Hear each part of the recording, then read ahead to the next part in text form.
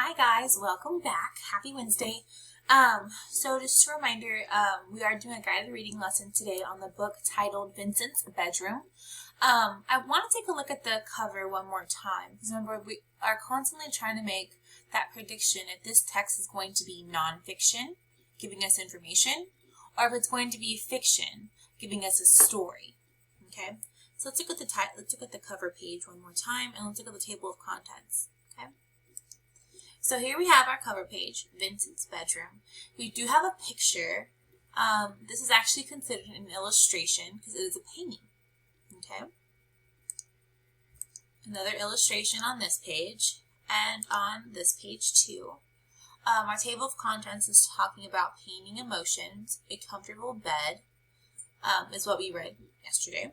And what we're going to be reading today is the bedroom series.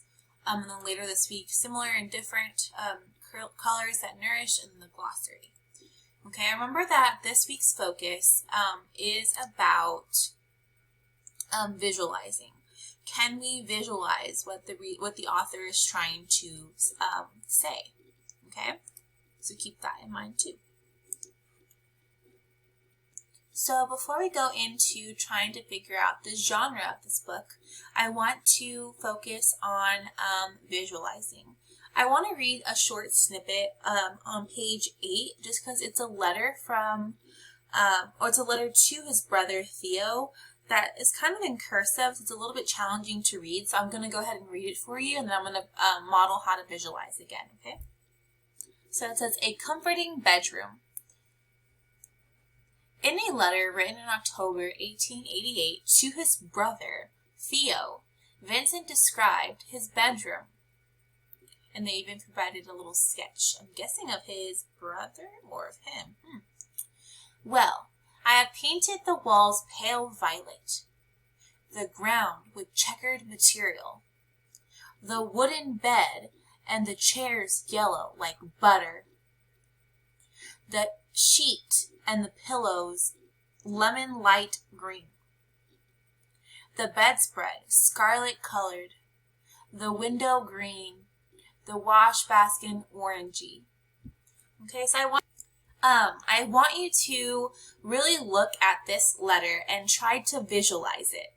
Okay, remember what it means to visualize. When we visualize, we create a picture in our minds, right, or in your mind. Okay, you think of something you already know, and we use the word that the author is giving us. Okay, so let's take a look there. So, I'm going to go sentence by sentence. So, what Vince Van Gogh was doing in this letter is helping his brother visualize what what his comforting bedroom looks like. Okay, so let's look at the very first sentence. Well, I have painted the walls pale violet. Okay, so that's giving me like a purple color on the walls. The ground with checkered materials. Now whenever I think of checkered, for some odd reason, I think of black and white. Again, I'm using my schema, my background knowledge to help me visualize this. It's probably different than what you're visualizing. Okay, the wooden bed and the chairs, yellow like butter. Now I'm thinking like a light yellow for some odd reason, because that's what it looks like to me. The sheets and the pillows, lemon light green. I'm thinking of a lime. The bedspread, scarlet colored. The window green. The wash basket orangey. So you see that even within this letter, Vince Van Gogh is providing details to help his brother visualize what he's actually talking about, to get so that his brother can better understand exactly what a comforting bedroom looks like. Okay, so remember that it's important to visualize to get a better understanding of what you are reading. Okay, again, it's kind of like a stop and job. It's like a stop and draw. You do not have to necessarily draw every single time you visualize, but sometimes if you get stuck, or to help someone else to see what you're visualizing, you can draw, but you don't necessarily have to. Okay, remember visualizing is important to be able to do because we're going to be doing it next week when we talk about inferencing. Okay, now we're going to quickly review our word work skill for this week. Remember, it's the suffix ed. what it stands for, and the 3 different sounds that it makes. Okay, so let's kind of review that. And then I found 3 words as I was reading from page 8 to page 10. I found 3 words and I wrote them down that ended in ed. So we're going to take a look at those too. Before we do that, let's look at why we use ed and then how to pronounce the 3 different ways to pronounce ed. Okay, so looking here first, remember ed appears, so it comes up at the end of a verb, okay?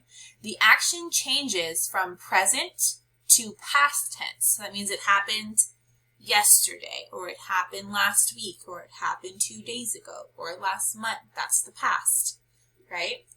That's what we learned yesterday. We also learned, and this is called a suffix, okay? Because the suffixes happen at the end of a word, okay? We also learned that there's 3 sounds of ed. Okay, so again, the suffix ed has 3 different sounds. Okay, so it has the t, d, and the id sound. Okay, so I want to look at these 3 words. Identify the the base word, sorry. Identify the base word, and then try to figure out the sounds that the ed makes. Okay, so this is what I have. These are the words, These are the words that I found in the text that was assigned last night. The word is described, chatted, enjoyed. Okay, so let's first find the base word.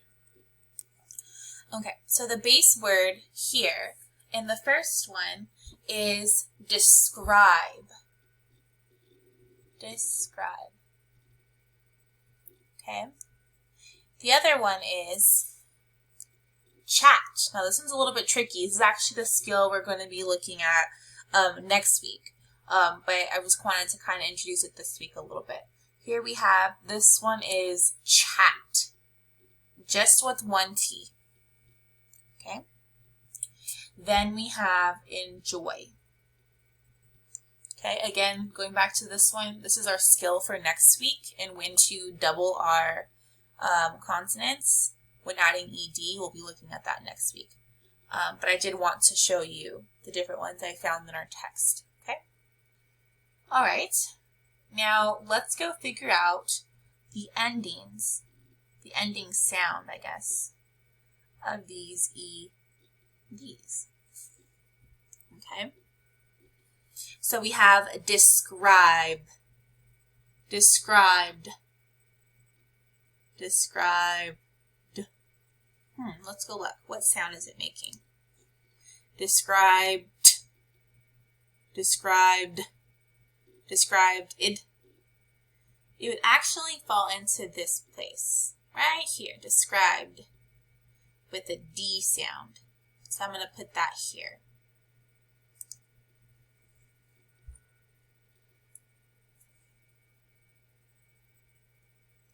Okay, what about chatted? Chatted. Well, let's go look. What does it end in? It ends in a T. Oh, look. This ends, whenever the consonant ends in a T, it's id. So that's right. We're going to put id. Okay. Then we have enjoyed. Now this one ends in a Y, so let's go look. Oh, here's Y. In the voiced consonants, so it ends in, its sound is D. Enjoyed. Not enjoyed. Not enjoyed. Enjoyed. Okay. So again, the three different sounds of ED is T, D, and id. Okay. We didn't have the T sound in this one, but I hope you got the point in that. Before we go, and I assigned you your work, I want to go back and talk about the genre again. Okay, so I've kind of made a prediction about what this is going to be about when it comes to fiction and nonfiction. Okay, my prediction is that Vince's bedroom is going to be nonfiction. The reason why I'm thinking it's nonfiction is because it is giving me information about Vince van Gogh's artistic life when he was an adult. Okay? So that's why I believe that it is nonfiction. But wait a minute.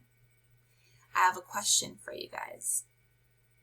What I want to kind of introduce is, yes, it's nonfiction. There's different types of nonfiction text. Okay?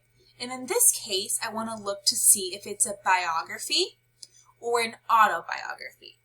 Okay? And we're going to take a quick look at the difference between a biography and an autobiography. And then your assignment today is going to be to read pages 11 through 13 and to tell me if you think that this book is a biography or an autobiography. Okay, so let's take a look at it.